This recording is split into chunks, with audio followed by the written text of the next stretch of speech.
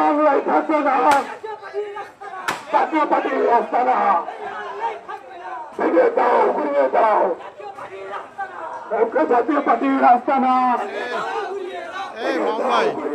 অন্যজন ধরাক, আপনি হুকুম দেন, অন্যজন ধরাক, আপনি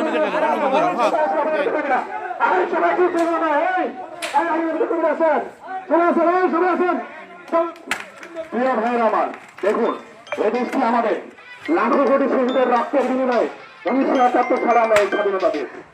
আজকে আমরা 2024-এর আনুষ্ঠানিক বক্তব্য আমরা সামনে দেব।